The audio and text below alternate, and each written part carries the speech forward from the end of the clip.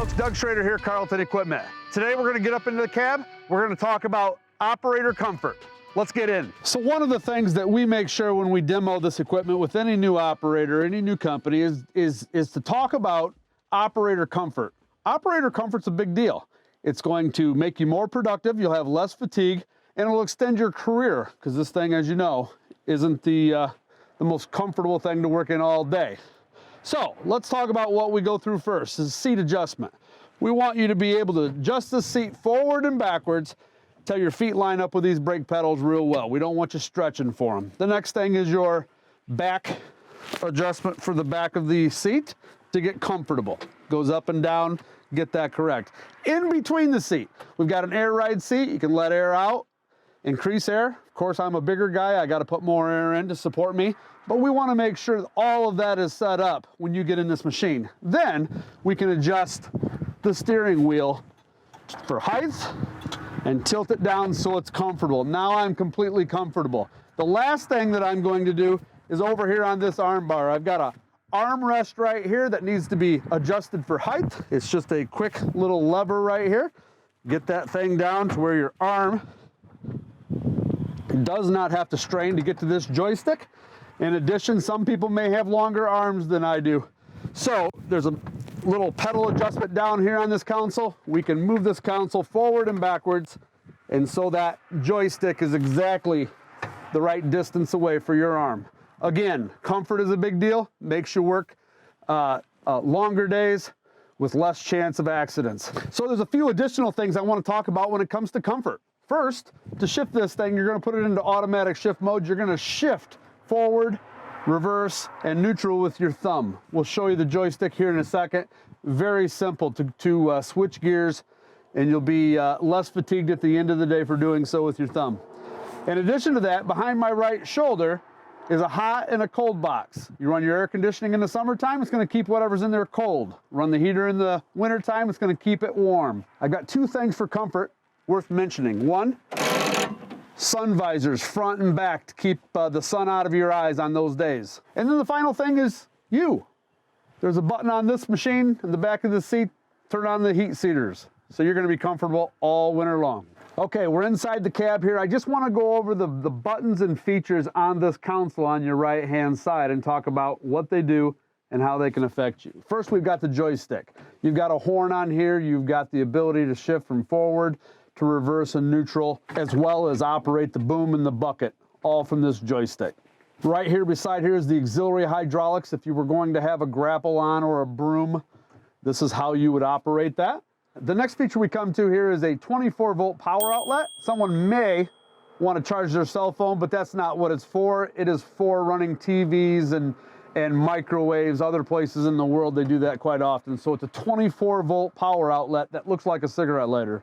Below that is obviously the key. We've got the parking brake that needs to be set every time you stop. The next button here is a button that locks out the joystick when you're in travel. If you want to lock out the function of the joystick, press this joystick lockout button. The next button is for the interior lights. We get down to the keypad. The first keypad here with an M in it is for the engine mode selector. That's going to allow you to go from standard mode, max power mode, and economy mode.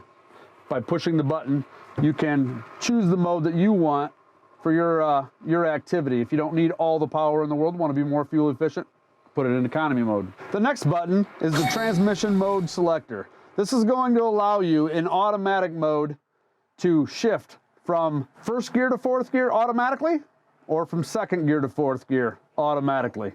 Next couple buttons are the work lights. You can turn on the front work lights or the rear. Then you've got the windshield wiper button. The next one is a very important one. It's the reversing fan. You can set this to go off every 30, 60, or 90 minutes. Turn the direction of the fan to blow out the coolers. Then you've got heaters in the side mirrors. You got a heater in the gas tank. Got a beacon.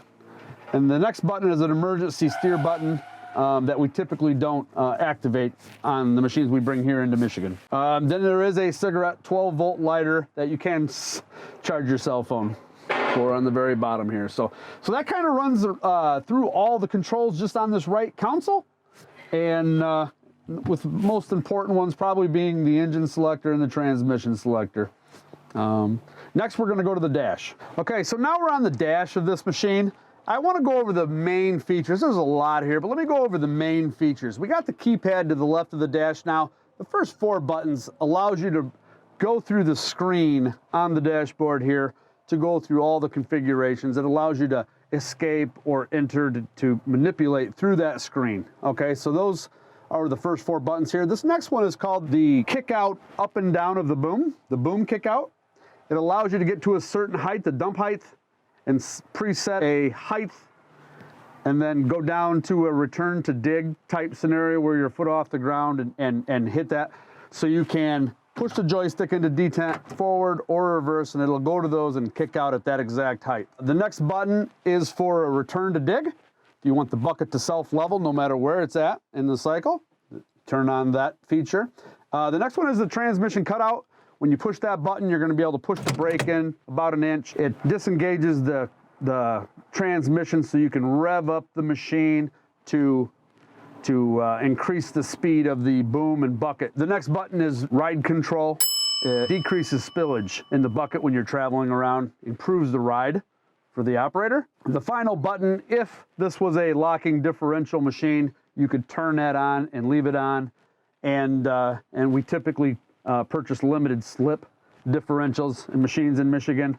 But if it was a locking differential, you could engage it on that button there. So the next thing here, the most important button, I think, is the lightning bolt. When you turn on the key, you need to see that lightning bolt going through its cycle, its power cycle.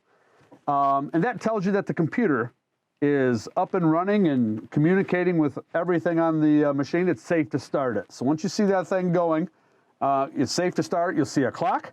The gauges, you'll have fuel gauge on here, DEF fluid gauge, transmission temperature, and the radiator temperature.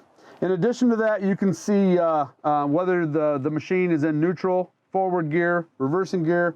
You can also see in which gear it's typically, at the time, what gear it's particularly in, first, second, third gear. Down at the bottom, you will see if it's in power mode and or the which automatic transmission selections you've made as well. So if you're in from second to fourth or 1 to 4 mode. And then finally, you'll be able to see if you're in automatic shifting mode with the F and R feature. That allows you to shift with your thumb and not with the shifter on the column. The final thing to mention is over on the right-hand side here, there's a button, and that allows the machine to force it to go through its exhaust cleanup system. It's called the DSOC system, and you can force it to go through that whenever you want to. So, okay, so now that's all the buttons on the dash. Let's go through the display in the on the dash here, the user menu. It'll contain the machine state, the machine configuration, and the gauge panel. You're going to use the buttons here on the left side like we already mentioned. You're going to hold the escape button for 3 seconds. The screen goes into the user mode, the user menu, and you can just push enter here on the machine state.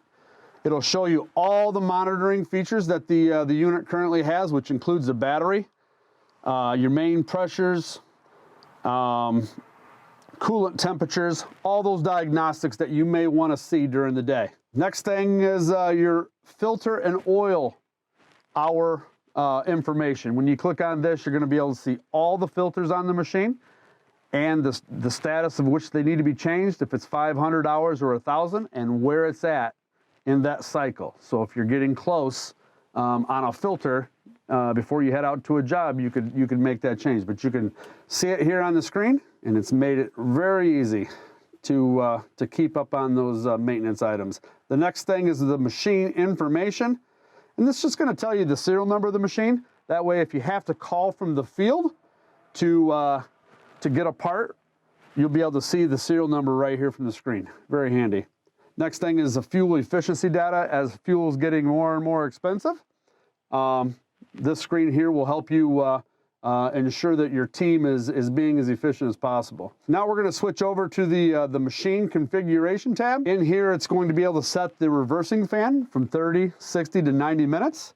You can activate the load isolation system, which is the ride control. We currently have it set at 3.11 miles per hour. So when you're in digging and working, cutting grade, the ride control isn't going to be active. But once you start taking off and you're starting to travel, after you get past 3 miles an hour, it kicks on, and then it helps smooth out the ride. Your next setting is your auto shutoff time. You'll be able to set when you want the thing to shut down after so many minutes, and then your auto idle enable. So if you're idle, taking a phone call, it's going to idle down, save you fuel. The next screen is your gauge configuration, your gauge panel configuration. When we go into that, you're going to be able to set a password, adjust the screen brightness here, and adjust the time setting and the other settings in case you want it to read Spanish. We did a video here on all the features and buttons in the Doosan loaders. If you've got a project coming up, are interested in purchasing or renting a loader, give us a try. Give us a call or check out our website for more information on the Doosan loaders. And remember, big or small, Carleton Equipment wants to be your partner in success.